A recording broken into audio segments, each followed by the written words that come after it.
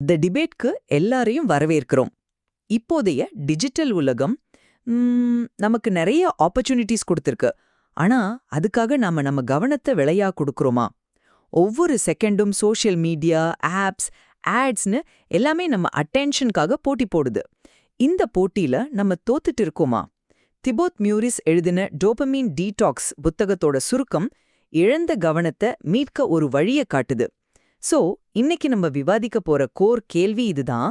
Dopamine detox அப்படிங்கிற concept நம்ம கவனத்தையும் ப்ரொடக்டிவிட்டியும் திரும்ப கொண்டு வர ஒரு பிராக்டிக்கல் அண்ட் பவர்ஃபுல் உத்தியா, இல்ல இது டோபமீனோட சிக்கலான வேலையை ரொம்பவும் சிம்பிளிஃபை பண்ணி நம்மள தப்பா வழிநடத்துற ஒரு பாப்புலர் செல்ஃப் ஹெல்ப் கட்டுக்கதையா? இந்த விவாதத்துல நான் டோபமீன் டீடாக்ஸ் நம்ம பிரெயினோட ரிவார்ட் சிஸ்டமை ரீசெட் செஞ்சு கவனத்தை மீட்க ஒரு அவசியமான வழிமுறைன்னு சொல்ல போறேன். அப்படிங்கிற பேரே சயின்டிஃபிக்கலி தப்பு. அது மட்டும் இல்லாம இது கவனச்சிதறலோட உண்மையான காரணங்களுக்கு போகாம ஒரு டெம்பரரி தீர்வம் மட்டும்தான் கொடுக்குதுன்னு வாதிட போறேன். சரி, என்னோட நிலைப்பாட்டை நான் தெளிவுபடுத்துறேன். இப்போ நாம ஓவர் ஸ்டிமுலேஷனால சூழப்பட்டிருக்கோம். நம்ம முன்னோர்கள் நினைச்சு கூட பார்க்க முடியாத அளவுக்கு ஃபுட், வீடியோஸ், நியூஸ்னு எல்லாமே நம்மளை சுத்தி இருக்கு. இதெல்லாம் நம்ம பிரெயினோட ரிவார்ட் சிஸ்டமை தொடர்ந்து தூண்டி அதோட நார்மல் ஃபங்க்ஷனை பாதிக்குது. புத்தகம் சொல்ற மாதிரி டோபமீன்கிறது மாலிக்யூல் ஆஃப் மோர். அது நம்மளை எப்போதும் திருப்தி அடைய விடாம அடுத்தடுத்த ஒரு தேடலுக்குள்ள தள்ளுது. இதனால புத்தகம் படிக்கிறது, ஆழமா யோசிக்கிறது மாதிரி சாதாரண விஷயங்கள் கூட நமக்கு ரொம்ப போரிங்கா தெரியுது. இந்த சூழல்ல டோபமீன் டீடாக்ஸ் அப்படிங்கிறது கொஞ்ச காலத்துக்கு இந்த ஆர்டிஃபிஷியல் ஹை ஸ்டிமுலேஷன் விஷயங்களை தவிர்ப்பதன் மூலமா நம்ம பிரெயின் அதோட பேஸ் லைனுக்கு கொண்டு வர உதவுற ஒரு ரீசெட் ப்ராசஸ். இது சும்மா ஒரு டெம்பரரி பிரேக் இல்ல, முக்கியமான விஷயங்கள்ல கவனம் செலுத்துற நம்ம திறமையை ஷார்பன் பண்ற ஒரு பயிற்சி. நீங்க சொல்றது புரியுது. ஆனா நான் இத ஹோல்டோன வேற ஒரு கோணத்துல பாக்குறேன். டோபமைன் டீடாக்ஸ்ங்கிற வார்த்தையே ஒரு பெரிய மிஸ் அண்டர்ஸ்டாண்டிங்கோட வெளிப்பாடு. டோபமைன் ஒன்னும் ஒரு விஷப்பொருள் இல்ல. அதை நம்ம உடம்புல இருந்து டீடாக்ஸ் பண்ண முடியாது. அது நம்ம மூளை இயங்குறதுக்கு அவசியமான ஒரு நியூரோ டிரான்ஸ்மிட்டர். இந்த புத்தகம் டோபமைனை ஒரு பிளெஷர் கெமிக்கல்னு தப்பா காட்டுது. ஆனா உண்மை அது இல்ல. இப்போ ராபர்ட் சப்போல்ஸ்கி மாதிரி நியூரோ சயின்டிஸ்டோட ஆய்வுகள் என்ன காட்டுதுன்னா, டோபமீனுங்கிறது ஒரு ரிவார்ட் கிடைச்சதுக்கு அப்புறம் வர சந்தோஷத்தை விட இதை செஞ்சா ரிவார்ட் கிடைக்கும் அப்படின்னு நம்மள மோட்டிவேட் பண்ற ஆன்டிசிபேஷன் கெமிக்கல். அதனால தான் ஒரு நோட்டிஃபிகேஷன் வரதுக்கு முன்னாடி நம்ம மனசுல ஒரு பரபரப்பு வருது, வந்ததுக்கு அப்புறம் இல்ல. இந்த முக்கியமான வித்தியாசத்தை இந்த புத்தகம் கண்டுக்கவே இல்ல. சோஷியல் மீடியா யூஸ் பண்ற மாதிரி நார்மல் பழக்கங்களை எடிக்ஷன்னு சொல்றது மூலமா இது மக்கள் மேல தேவையில்லாத ஒரு குற்ற உணர்ச்சியை திணிக்குது. இது கவனச்சிதறலோட சிம்டம்ஸை பத்தி பேசுதே தவிர அதோட டீப் சைக்கலாஜிக்கல் ரீசன்ஸ்குள்ள போகவே இல்லை. சரி, நம்ம விவாதத்தோட முதல் புள்ளிக்கு வரேன். இந்த அப்ரோச்சோட சயின்டிஃபிக் ஃபவுண்டேஷனே கேள்விக்குறியானது தான். நீங்க சொல்ற மாதிரி டோபமின் சும்மா இன்னும் வேணும்னு சொல்ற ஒரு மாலிக்யூல் இல்ல, அது நம்மள மோட்டிவேட் பண்றதுக்கான ஃபியூவல். ராபர்ட் சப்போல்ஸ்கியோட ஆய்வுகள் ஒரு முக்கியமான விஷயத்தை காட்டுது. டோபமின் ஒரு ரிவார்டு கிடைக்கிறத விட அந்த ரிவார்டு கிடைக்குமா கிடைக்காதாங்கிற அன்சர்டனிட்டி கூட தான் ரொம்ப ஆழமா பந்தப்பட்டிருக்கு. ஒரு ஸ்லாட் மெஷின்ல பிரைஸ் வரதை விட அடுத்த சுத்துல வருமா வராதாங்கிற அந்த டென்ஷன் தான் டோபமினை உச்சத்துக்கு கொண்டு போகுது. இதை வச்சு பார்த்தா சோஷியல் மீடியாவோட டிசைனே ஒரு ஸ்லாட் மிஷின் மாதிரி தான் வேலை செய்யுது. ஒவ்வொரு தடவையும் நம்ம ஸ்க்ரீனை ரீஃப்ரெஷ் பண்ணும்போதும் ஏதாவது புதுசா லைக்கு, காமெண்ட் வந்திருக்குமாங்கிற அந்த அன்சர்டனிட்டி தான் நம்மள திரும்ப திரும்ப வர வைக்குது. நம்ம எப்படி ஹேண்டில் பண்றோங்கிறது தான் உண்மையான கேள்வி. இந்த புத்தகம் அந்த ஆழமான புரிதலை கொடுக்காம டோபமினை ஒரு எதிரி மாதிரி காட்டுறது ஒரு பெரிய வீக்னஸ் இல்லையா? உங்க வாதத்துல இருக்கிற சயின்டிஃபிக் நியூவான்ஸை நான் மதிக்கிறேன். டோபமீனோட செயல்பாடு ரொம்ப காம்ப்ளெக்ஸுங்கிறத நான் ஒத்துக்கிறேன். ஆனா ஒரு சராசரி மனுஷனுக்கு ஒரு நியூரோ சயின்ஸ் லெசன் எடுக்கிறத விட அவனோட டெய்லி ப்ராப்ளமுக்கு ஒரு பிராக்டிக்கல் தீர்வு கொடுக்கறது தான் முக்கியம். இந்த புத்தகத்தோட நோக்கமே அதுதான். டோபமின் டீடாக்ஸுங்கிற சொல் ஒரு மெட்டஃபார், அதாவது ஒரு உருவகம்னு புத்தகமே சொல்லுது. அதோட நோக்கம் டோபமினை உடம்புல இருந்து வெளியேற்றுறதில்ல, நம்ம கண்ட்ரோலை மீறி நம்மளை ஆட்டி படைக்கிற எக்ஸ்டர்னல் ஸ்டிமுலையை குறைக்கிறது தான். பேர் எதுவா இருந்தா என்ன, அதோட எஃபெக்ட் பாசிட்டிவா இருக்கு. கண்டினியூஸ் ஸ்டிமுலேஷன்னால நம்ம கான்சென்ட்ரேஷன் மழுங்கிடுச்சுங்கிறது மறுக்க முடியாத உண்மை. இந்த டீடாக்ஸ் அல்லது ரீசெட் முறை அந்த மழுங்கின கூர்மையை திரும்பவும் தீட்ட ஒரு சான்ஸ் கொடுக்குது. ஒரு வாரம் முழுத்து ஜங்க் ஃபுட் சாப்பிட்ட ஒருத்தர் ஒரு நாள் வெறும் பழங்கள் மட்டும் சாப்பிடும்போது அந்த பழங்களோட நேச்சுரல் ஸ்வீட்னஸ் எவ்வளவு சுவையா இருக்குன்னு உணர்ற மாதிரி இந்த டீடாக்ஸ் நமக்கு சிம்பிள் விஷயங்கள்ல இருக்கிற சந்தோஷத்தை திரும்பவும் உணர வைக்குது. அதோட பிராக்டிக்கல் யூஸை நாம குறைச்சு மதிப்பிடக்கூடாது. நீங்க சொல்றது ஒரு ஆங்கிள்ல சரி மாதிரி தெரிஞ்சாலும் அதுல ஒரு ஃபண்டமெண்டல் ஃப்ளா இருக்குன்னு நான் நினைக்கிறேன். ஒரு தவறான மெட்டஃபரை வச்சுக்கொண்டு ஒரு பழக்கத்தை மாத்த ட்ரை பண்றது எந்த அளவுக்கு சரி? ஒரு தப்பான மேப் நம்மள தப்பான இடத்துக்கு தான் கொண்டு போகும். மக்கள் உண்மையிலேயே அவங்க உடம்புல இருந்து ஒரு கெட்ட பொருளை டீடாக்ஸ் பண்றதா நினைக்கிறாங்க. இது ஒரு பிளெசிபோ எஃபெக்டை உருவாக்கலாம். ஆனா ரியல் லாங் லாஸ்டிங் பிஹேவியர் சேஞ்சுக்கு அந்த பழக்கத்தோட உண்மையான சைக்காலஜியை புரிஞ்சுக்கிறது அவசியம். பிரச்சனையின் மூல காரணத்தையே தப்பா புரிஞ்சுக்கிட்டா அதுக்கான தீர்வும் டெம்பரரியா தான் இருக்கும். என் உடம்புல டோபமைன் அதிகமாயிடுச்சு, அதை குறைக்கணும்னு நினைக்கிறவரு அவரோட கவனச்சிதறலுக்கு காரணம் ஸ்ட்ரெஸ், லோன்லினஸ் இல்லைனா போர்டம்னு புரிஞ்சுக்க தவறிடுறார். அதனால அந்த ரூட் காசஸ் அப்படியே இருக்க அவர் வெறும் சிம்டம்ஸ்க்கு மட்டும் ட்ரீட்மெண்ட் எடுக்கிறார். இது எப்படி லாங் டேர்ம்ல பலம் தரும்? அந்த லாஜிக் எனக்கு சரிப்படல. ஏன்னா இதோட நோக்கம் நியூரோலாஜிக்கல் ஆக்யூரசி இல்ல, பிஹேவியரல் சேஞ்ச். ஒருத்தருக்கு சோஷியல் மீடியா ஒரு பெரிய பிரச்சனையா இருக்குன்னு வச்சுக்கலாம். அவரை போய் டோபமினோட காம்ப்ளெக்ஸ் ஃபங்க்ஷன்ஸ், அன்சர்டனிட்டியை பற்றின ரீசர்ச் எல்லாம் படிக்க சொல்கிறத விட ஒரு 48 மணி நேரம் உங்கள் ஆப்ஸை திறக்காதீங்க, அது உங்கள் பிரெயினை அமைதிப்படுத்தி அதோட பேஸ் லைனுக்கு கொண்டு வர உதவுன்னு சொல்கிறது ரொம்ப ஈஸி அண்ட் ஆக்ஷனபிளான ஒரு ஸ்டெப்.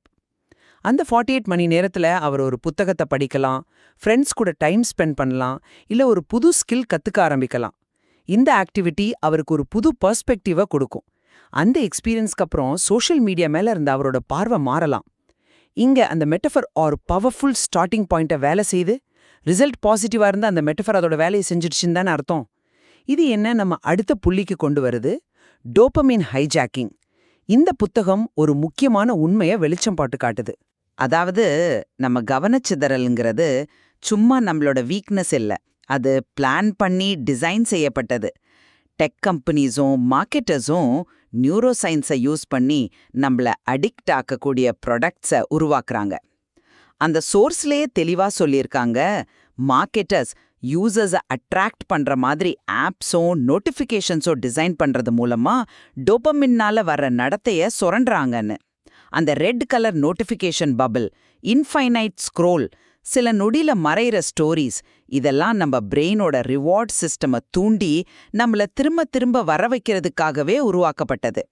இது ஒரு உண்மையான சாட்டிஸ்ஃபேக்ஷன் இல்லாத ஒரு எண்ட்லெஸ் கிரேவிங் சைக்கிளை உருவாக்குது. இந்த மாடர்ன் சூழல்ல நம்ம பிரெயின் ஹைஜாக் செய்யப்படுதுன்னு சொல்றது மிக இல்லை. அதிலிருந்து விடுபட டோபமின் டீடாக்ஸ் ஒரு டைரக்ட் அண்ட் அவசியமான பதில். உங்க ஆர்கியூமெண்ட் ரொம்ப பவர்ஃபுல்லா தான் இருக்கு. டெக் கம்பெனிஸோட டிசைன் எத்திக்ஸ் நிச்சயமா கேள்விக்குட்பட்டது தான். ஆனா இதை கடத்தல்னு சொல்றது ஒரு இண்டிவிஜுவலோட செல்ஃப் கண்ட்ரோலையும் அவங்க சாய்ஸையும் குறைச்சு மதிப்பிடுற மாதிரி இல்லையா? நாம சும்மா பாசிவ் விக்டிம்ஸ் இல்ல. புத்தகத்திலே சொல்லியிருக்கிற மைண்ட் ட்ரிக்ஸை பாருங்க. இது அப்புறம் செய்யலான்னு தள்ளி போடுறது, இல்ல ஒரு 5 நிமிஷம் பார்த்துட்டு வேலைக்கு திரும்பலாம் நம்மள நாமே சமாதானம் செஞ்சுக்கிறது, இதெல்லாம் நம்மளோட இன்னர் ஸ்டேட்டோட வெளிப்பாடு. பிரச்சனை அந்த எக்ஸ்டர்னல் நோட்டிஃபிகேஷன்ல மட்டும் இல்ல, அந்த நோட்டிஃபிகேஷனுக்கு நம்ம எப்படி ரியாக்ட் பண்றோங்கிறதுலையும் இருக்கு. நம்மளோட போர்டம், ஆங்ஸைட்டி இல்ல லோன்லினஸ் மாதிரி உணர்வுகள் இருந்து எஸ்கேப் ஆகத்தான் நாம அந்த டூல்ஸை தேடி போறோம். அந்த இன்டர்னல் ட்ரிகர்ஸை மேனேஜ் பண்ண கத்துக்காம எக்ஸ்டர்னல் ஆப்ஜெக்டை மட்டும் டெம்பரரியா நீக்கிறது எப்படி ஒரு முழுமையான தீர்வாகும்? ஒரு டீடாக்ஸ் அந்த உள்மண்ணலையை மேனேஜ் பண்ண கத்து கொடுக்கறது இல்ல. நீங்க ஒரு இன்ட்ரெஸ்டிங் பாயிண்ட் சொல்றீங்க. ஆனா நான் அதை வேற மாதிரி பார்க்கறேன். அந்த உள் மனநிலையை தூண்டுறதே இந்த எக்ஸ்டர்னல் ப்ராடக்ட்ஸ் தானே. அமைதியா வேலை செஞ்சுட்டு இருக்கும்போது திடீர்னு ஒரு நோட்டிஃபிகேஷன் சவுண்டு கேக்குது. அந்த நொடியில நம்ம கவனம் சிதறடிக்கப்படுது, நம்ம செல்ஃப் கண்ட்ரோல் டெஸ்ட் செய்யப்படுது. இந்த ப்ராடக்ட்ஸ் நம்ம எவல்யூஷனரி பிரெயினோட பேசிக் வயரிங்ஸை நமக்கு எதிராகவே பயன்படுத்துது. அதை ஹைஜாக்கிங்னு சொல்றதுல தப்பே இல்லை. ஒரு போர்க்களத்தில் இருக்கிற வீரனுக்கு அமைதியான சூழலை கொடுத்து ரெஸ்ட் எடுக்க சொல்ற மாதிரி தான் இந்த டீடாக்ஸ். அந்த எக்ஸ்டர்னல் அட்டாக்ஸை டெம்பரரியா நிறுத்துறது மூலமா நம்ம செல்ஃப் கண்ட்ரோலை திரும்பவும் ஸ்ட்ரெங்தன் பண்ணவும் நம்ம இன்னர் ஸ்டேட்டை சரி செய்யவும் ஒரு வாய்ப்பு இது கொடுக்குது. அந்த அமைதியான நேரத்தில் தான் நீங்க சொல்ற அந்த இன்டர்னல் ட்ரிகர்ஸை பத்தி யோசிக்கவே முடியும். கண்டினியூஸ் சத்தத்துக்கு நடுவுல அது சாத்தியமே இல்லை. அப்போ டீடாக்ஸ் முடிஞ்சதுக்கு அப்புறம் என்ன நடக்கும்? அந்த அமைதியான சூழல் ஒன்றும் பெர்மனன்ட் இல்ல. திரும்பவும் அதே நோட்டிஃபிகேஷன் சவுண்டு கேட்கும், அதே ஆட்ஸ் கண்ணில் படும். அப்போ என்ன செய்யறது? அந்த உள் மனநிலையை எப்படி ஹேண்டில் பண்றது, அந்த ட்ரிகருக்கு எப்படி ரியாக்ட் பண்றதுங்கிறத பத்தி இந்த டீடாக்ஸ் எந்த ஒரு பயிற்சியும் கொடுக்கலையே. இது பிரச்சனையின் சிம்டமை மட்டும் தற்காலிகமா நீக்குது, அதோட ரூட் காஸை இல்ல. இது ஒரு காயத்துக்கு மேல டெம்பரரியா ஒரு பேண்டேஜ் போடுற மாதிரி. பேண்டேஜ் இருக்கிற வரைக்கும் வலி தெரியாது, ஆனா அது அவுத்ததும் காயம் அப்படிதான் இருக்கும். உண்மையான தீர்வு காயத்தை ஆத்துறதுக்கான வழிகளை கத்துக்கிறது தான், டெம்பரரியா வலிய மறக்கடிக்கிறது இல்ல. சரி, இந்த முறையோட எஃபெக்டிவ்னஸ் பத்தி பேசுவோம். நீங்க சொல்ற மாதிரி இது சும்மா ஒரு டெம்பரரி ஃபிக்ஸா இல்லைன்னு நான் நம்புறேன். புத்தகத்துல சொல்ற 3 ஸ்டெப் பிளான் ரொம்ப சிம்பிள் அண்ட் ஃபாலோ பண்ணக்கூடியது. ஃபர்ஸ்ட் ஸ்டெப், நம்ம கவனத்தை சிதறடிக்கிற விஷயங்களை கேன்ஸ் மற்றும் கேன்ஸ்னு லிஸ்ட் போட்டு ஐடென்டிஃபை பண்றது. செகண்ட் ஸ்டெப், தேவையில்லாத பழக்கங்களுக்கு டெலிபரேட்டா ஒரு ஃப்ரிக்ஷனை, அதாவது ஒரு சிரமத்தை உருவாக்குறது. ஃபார் எக்ஸாம்பிள், மொபைலை அடுத்த ரூம்ல வைக்கிறது, இல்ல ஆப்ஸை ஒரு ஃபோல்டருக்குள்ள ஒளிச்சு வைக்கிறது. தேர்ட் ஸ்டெப், காலையில லோ ஸ்டிமுலேஷன் ஆக்டிவிட்டீஸோட ஆரம்பிக்கிறது. இதெல்லாம் வெறும் டெம்பரரி கண்ட்ரோல்ஸ் இல்ல, இவை புதிய நல்ல பழக்கங்களுக்கான ஃபவுண்டேஷன் ஸ்டோன்ஸ். அது மட்டுமில்லாம புத்தகம் ரீலாப்ஸ பத்தி பேசுது. அது நார்மல்னு ஒத்துக்கிட்டு அதை ஹேண்டில் பண்ண பிளான் தயார் செய்ய சொல்லுது. இது ஒரு தடவை செஞ்சுட்டு விட்டுற விஷயம் இல்ல, இது ஒரு கண்டினியூஸ் பிராக்டிஸ். அந்த வாதத்தை நான் முழுசா ஏத்துக்கல. ஒரு ஷார்ட் டேர்ம் இன்டென்ஸ் கண்ட்ரோல் பெரும்பாலும் அதுக்கு ஆப்போசிட் எஃபெக்டை தான் கொடுக்கும். இதை ரீபவுண்ட் எஃபெக்ட்னு சொல்லுவாங்க. ஒரு கடுமையான டயட்டுக்கு அப்புறம் முன்னாடி விட அதிகமாக சாப்பிட்ற மாதிரி, ஒரு டிஜிட்டல் டீடாக்ஸுக்கு அப்புறம் மக்கள் முன்னாடி விட அதிகமாக அந்த ஆப்ஸ் யூஸ் பண்ற அபாயம் இருக்கு. புத்தகத்திலேயே ரீலாப்ஸ் இஸ் நார்மல்னு சொல்லியிருக்காங்க. அப்போ இந்த முறையோட லாங் டேர்ம் பயன் என்ன? வெறும் அவேர்னஸ் மட்டும் சேஞ்சுக்கு வழிவகுக்காதுன்னு அந்த சோர்ஸோட கிரிட்டிக்கல் இன்டர்பிரேஷன்லேயும் சொல்லியிருக்கு. Awareness alone won't lead to behavioral change. Understanding the underlying triggers is essentialனு. அது மட்டும் இல்லாம இது பர்சனல் டிஃபரன்சஸை கண்டுக்காத ஒரு one size fits all approach மாதிரி தெரியுது. ஒருத்தருக்கு சோஷியல் மீடியா பிரச்சனையா இருக்கலாம், இன்னொருத்தருக்கு அது ஸ்ட்ரெஸ்ல இருந்து ரிலீஃப் கிடைக்க உதவுற ஒரு டூலா இருக்கலாம். அந்த நபரோட கான்டெக்ஸ்ட், மைண்ட் செட்லாம் புரிஞ்சிக்காம எல்லாருக்கும் ஒரே சொல்யூஷனை கொடுக்கறது எப்படி சரியா இருக்கும்? ரீலாப்ஸுங்கிறது எந்த ஒரு ஹேபிட் சேஞ்ச் முயற்சியிலையும் ஒரு பகுதி தான். அத இந்த புத்தகம் ஒத்துக்கிறதே அதோட பிராக்டிக்கல் நேச்சரை காட்டுது. அது ஒரு ஃபெயிலியர் அல்ல, கத்துக்கிறதுக்கான ஒரு வாய்ப்பு. மேலும் இது ஒரு சிஸ்டமா உருவாக்க சொல்லுது. நீங்க சொன்ன மாதிரி ஃப்ரிக்ஷனை உருவாக்குறது ஒரு பவர்ஃபுல் ஸ்ட்ராட்டஜி. மொபைல்ல இருக்கிற சோஷியல் மீடியா ஆப்ஸை டிலீட் பண்றது ஒரு சின்ன செயல்தான். ஆனா திரும்பவும் அதை இன்ஸ்டால் பண்ணணுங்கிற அந்த சிரமம் அந்த இன்ஸ்டன்ட் ஏர்ஜை தாண்டி போக உதவுது. இது எல்லாருக்கும் பொருந்தாதுங்கிறது உண்மைதான். ஆனா இது பலருக்கும் ஒரு சிறந்த ஸ்டார்டிங் பாயிண்ட்டை கொடுக்குது. இதுல இருந்து ஒவ்வொருத்தரும் அவங்களுக்கு ஏத்த மாதிரி மாற்றங்களை செஞ்சுக்க முடியும். ஒரு மேப் மாதிரி இது ஒரு பொதுவான வழியை காட்டுது. பயணத்தோட டீடைல்ஸை நாம தான் டிசைட் பண்ணணும். ஆனா அந்த மேப்பே தப்பான திசையை காட்டினா என்ன செய்யறது? இந்த புத்தகம் கேன்ஸ்ன்னு லிஸ்ட் போட சொல்லுது. ஆனா அது கேட்க தவறின முக்கியமான கேள்வி, ஏன் இந்த விஷயங்கள் உங்க கேன்ஸ் லிஸ்ட்ல இருக்கு? அது உங்க வாழ்க்கையில என்ன மாதிரியான இமோஷனல் தேவையை பூர்த்தி செய்யுது? அந்த செல்ஃப் அனாலிசிஸை பண்ணாம வெறும் எக்ஸ்டர்னல் பிஹேவியர்ஸை மட்டும் கண்ட்ரோல் பண்றது ஒரு மரத்தோட இலைகளை மட்டும் வெட்டிட்டு அதோட வேர் அப்படியே விட்டுற மாதிரி. இலைகள் திரும்பவும் முளைச்சிடும். உண்மையான மாற்றம் வேர்ல இருந்து தான் தொடங்கணும். அந்த வேர்களை கண்டுபிடிக்க இந்த டீடாக்ஸ் மாதிரி ஒரு சூப்பர்ஃபிஷியல் அப்ரோச் உதவாது. சுருக்கமா சொல்லணும்னா, இந்த புத்தகத்துல இருக்கிற நியூரோ சயின்ஸ் எக்ஸ்பிளனேஷன்ஸ் சிம்பிளிஃபைடா இருக்கலாம். டோபமின் டீடாக்ஸுங்கிற சொல்லும் ஒரு மெட்டஃபரா இருக்கலாம். ஆனா கவனச்சிதறல்கள் நிறைஞ்ச இந்த உலகத்துல அது ஒரு பவர்ஃபுல் அண்ட் பிராக்டிக்கல் டூலை கொடுக்குது.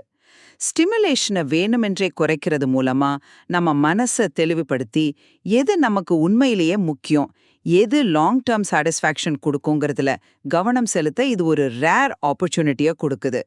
இது ஒரு முழுமையான தீர்வு இல்லையா இருக்கலாம், ஆனா குழப்பமான ஒரு பாதையில எடுத்து வைக்கக்கூடிய ஒரு உறுதியான முதலடி. முடிவா கவனச்சிதறல்ங்கிற பிரச்சனையை அந்த புத்தகம் சரியா ஐடென்டிஃபை பண்ணாலும் டோபமைன் டீடாக்ஸுங்கிற தீர்வு ஒரு ஃப்ளாட் அண்ட் மிஸ்லீடிங் கான்செப்ட்.